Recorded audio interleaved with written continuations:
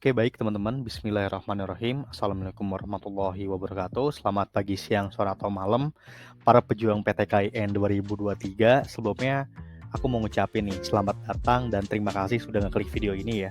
Artinya teman-teman udah semangat banget nih untuk lagi cari video tentang pembahasan soal di YouTube gitu ya. Dan yang ketemu adalah Mentor Edu. Jadi terima kasih teman-teman udah ngeklik video ini. Dan pada materi kali ini kita akan membahas tentang potensi kognitif ya teman-teman. Jadi kita akan bedah apa sih potensi kognitif itu, strategi menjawab, dan juga ada latihan soalnya di akhir sesi nanti. Dan teman-teman, ini adalah pembahasan sesi pertama dari kisi-kisi soal UMPTKN 2023. Jadi aku harap teman-teman bisa menghafal ya pola dari soal yang dibahas pada kali ini karena akan ada kemungkinan untuk keluar di UMPTKN 2023 itu teman-teman ya. Jadi bisa diperhatikan dan disimak dengan baik dan pastikan teman-teman kalau lagi nonton video ini posisinya benar-benar siap untuk belajar. Oke ya teman-teman ya. Kalau emang masih belum siap, tolong siapin dulu pulpen dan catatannya. Aku tunggu sampai 10 detik. 1 2 3 4 5 6 7 8 9 10. Oke teman-teman, udah siap belajar, kita langsung masuk ke materinya. Nah, sebelum kita masuk ke materi, ada lebih baiknya kita harus tahu dulu nih, definisi dari tes kognitif itu sendiri ya. Jadi teman-teman, ini bisa dibaca di screen ini ya. Jadi untuk potensi kognitif adalah soal yang dibuat untuk menguji kemampuan siswa dalam menganalisis masalah dengan menggunakan logika. Jadi tujuan soal ini teman-teman, si kampus ini mau tahu nih gitu ya, dengan mengeluarkan soal ini mau tahu gimana sih cara teman-teman problem solving dengan teman-teman mengatasi sebuah masalah dan juga gimana sih cara teman-teman, apakah itu cara cepat dan tepat gitu ya. Cepat aja nggak cukup gitu ya, cepat dan tepat ya teman-teman, cepat dan benar gitu. Jadi itu tujuan dari tes kognitif. Dan tes kognitif ini biasanya sering banget keluar di ujian-ujian gitu ya, di ujian SNBT, terus juga di ujian UM, di ujian SPMB. Jadi soal-soal kognitif ini nggak bisa disepelein teman-teman, harus terus diimprove dan teman-teman harus bisa terus latihan gitu, karena ini akan ketemu dimanapun teman-teman berada, bahkan nanti di jenjang karir pun teman-teman akan menemukan definisi dari tes kognitif ini sendiri. Dan jadi kita udah ada di slide ketiga, yaitu strategi cara menjawab soal dari potensi kognitif ya teman-teman. Yang pertama tentunya teman-teman harus membaca soal dengan teliti, dengan cermat ya. Terus kedua, teman-teman harus memahami pernyataan dan pertanyaan yang ada di dalam teks. Yang ketiga, sesuaikan kalimat pada pilihan jawaban dengan pernyataan-pernyataan yang terdapat pada teks. Dan keempat, jangan lupa teman-teman menyiapkan kotretan ya, ataupun kertas kosong dengan pena ataupun pensil ya, untuk menghitung, mengurutkan, dan menggambar agar nanti teman-teman bisa membayangkan situasi yang terdapat pada soal. Jadi ini poin 4 ini penting banget gitu ya, nggak bisa kita cuman analisis menggunakan pikiran kita aja gitu teman-teman. Itu sangat cukup sulit gitu ya, apalagi nanti teman-teman ketika tes ini akan ada kemungkinan juga untuk pakai sistem komputer gitu ya, komputer basis tes. Jadi kalau teman-teman nggak mempersiapkan kotretan ini sangat sulit sekali gitu ya, nggak mungkin dong komputer dicoret-coret kan. Oke, jadi itu yang harus dipersiapkan dalam strategi menjawab.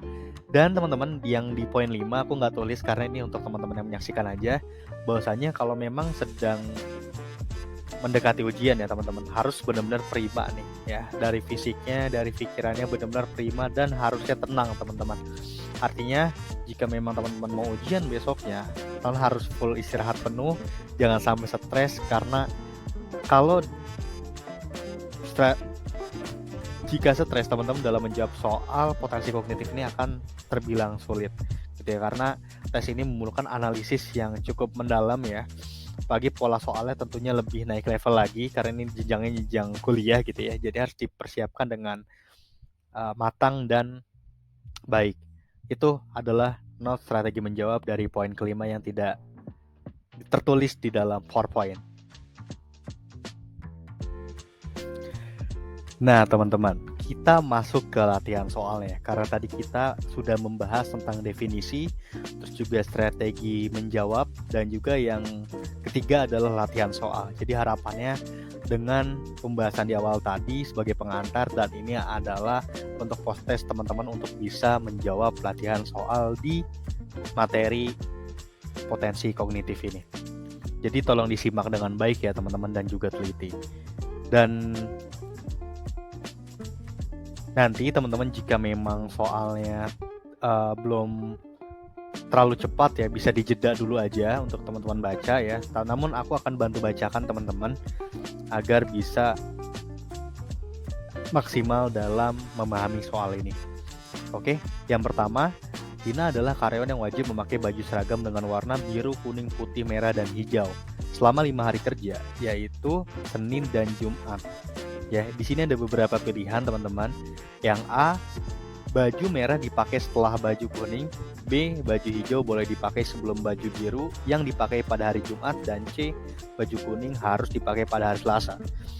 Pertanyaannya adalah urutan warna baju yang dipakai oleh Tina mulai Senin sampai Rabu adalah tuh teman-teman ya.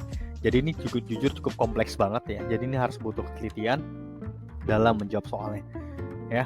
Jadi ini perlu banget untuk teman-teman siapin kotretan ya, catatan, ntar teman-teman dibuat line garis gitu untuk bisa menjawab soalnya. Teman-teman bisa ngurutin tuh baju hari Senin apa, Selasa apa, Rabu apa, Kamis apa, Jumat tuh apa gitu ya. Nah itu bisa teman-teman asumsikan di dalam kotretan. Dan kalau udah teman-teman aku akan kasih waktu 10 detik untuk teman-teman bisa menjawab. Nanti bisa tulis di kolom komentar ya. Jadi aku tungguin selama 10 detik untuk memberikan teman-teman untuk tetap bisa menjawab di latihan soal kali ini.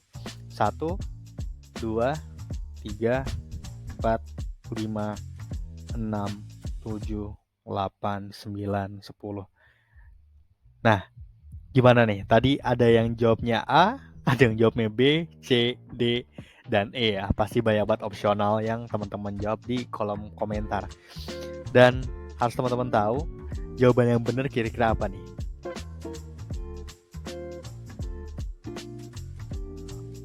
Yap, betul banget. Jawaban yang benar adalah yang E, yaitu urutan warna baju yang dipakai oleh Tina mulai Senin sampai Rabu adalah warna putih, kuning, dan merah. Selamat buat teman-teman yang udah ngejawab. Ya, yang udah ngejawab selamat ya, tetap dipertahankan untuk bisa menganalisisnya. Dan untuk teman-teman yang mungkin salah, terus mengimprove untuk terus belajar dan latihan soal di materi kognitif ini. Ya, jadi jangan berkecil hati. Semakin teman-teman nggak tahu, maka nanti semakin tahu, gitu ya. Karena semakin teman-teman nggak tahu, motivasi belajar akan semakin tinggi. Oke? Nah, aku udah nyiapin satu soal lagi nih untuk bisa teman-teman pelajari di materi kognitif ini.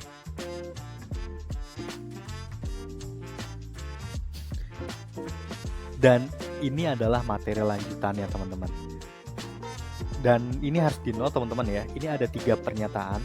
Ada 3 pernyataan yang harus teman-teman isi 3 juga ya. 1, 2, dan 3 burung sayap terbang. Terus di sini ada 3 titik-titik di sebelah kanan ya setelah sama dengan. Ya, jadi teman-teman harus menganalisis ini. Ya, ini jujur ini cukup kompleks banget. Mungkin biasanya waktu kita ujian-ujian itu nemunya hanya 2 ya. Tapi ini ternyata 3 gitu loh.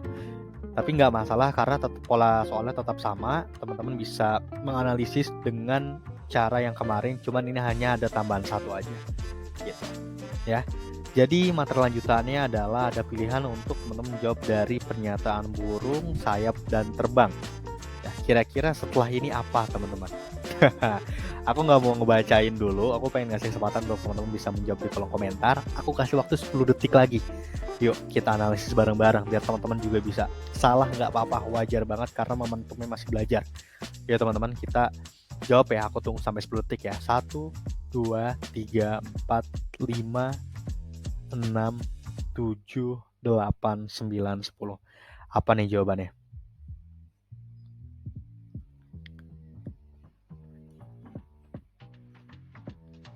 Gimana teman-teman, udah ketemu nih jawabannya? Burung sayap terbang sama dengan apa nih? Oke, langsung aku kunci aja jawabannya. Yang betul adalah Yang betul jawabannya adalah dari burung sayap terbang, yaitu E, mesin bensin jalan. Selamat untuk teman-teman yang udah ngejawabin dengan benar ya. Terus diimprove lagi teman-teman untuk bisa latihan soal di materi kognitif ini. Dan yang salah jangan khawatir ya, kalau udah 1 kali salah pun yang 2 kali salah sama soal ini, gak usah khawatir. Artinya teman-teman harus lebih semangat lagi untuk belajar ya. Gak apa-apa capek dulu sekarang, kita puas-puasin capeknya, karena nanti akan ada manis teman-teman ya. Semangat belajarnya di materi soal kognitif ini. Nanti akan ada sesi 2 untuk pembelajaran selanjutnya. Jadi jangan lupa di like dan subscribe ya teman-teman dari channel Mentor Edu ini. Dan jangan lupa, biar soal ini bermanfaat, teman-teman bisa bagikan ke pejuang PTKIN lainnya ya. Dengan teman-teman membagikan kebaikan, insya Allah teman-teman akan mendapatkan kebaikan juga di depannya nanti. Oke teman-teman, sebelum aku tutup, aku pengen ngasih tahu nih, kalau teman-teman mau gabung di Mentor Edu ini, bisa cek di deskripsi, yaitu ada Instagramnya, silahkan gabung di @mentoredu_. Dan teman-teman kalau mau dapat ebook ya dari latihan soal ini, teman-teman bisa cek di kolom deskripsi juga ya, itu udah ada linknya, teman-teman bisa langsung check out ya. Itu ebooknya terbatas ya teman-teman, buruan cek di kolom deskripsi apakah masih ada linknya, masih ada stoknya atau tidak di link tersebut. Jika kosong, mungkin teman-teman harus menunggu di next eventnya Mentor Edu. Dan bisa juga teman-teman untuk gabung di mentoring eksklusifnya Mentor Edu. Di sana ada pembelajaran, ada pembahasan ebook, dan juga ada tutornya teman-teman. Terus ada webinar self development dan juga strategi cara menjawab soal dan juga cara memenangkan menjadi mahasiswa di PTKIN yang teman-teman pilih. Mungkin itu dulu aja teman-teman. Kira-kira mau bahas apa lagi bisa tulis di kolom komentar ya. Nanti insya Allah tim Mentor Edu akan buatkan videonya untuk teman-teman. So, sampai ketemu lagi nanti. See you teman-teman. Assalamualaikum.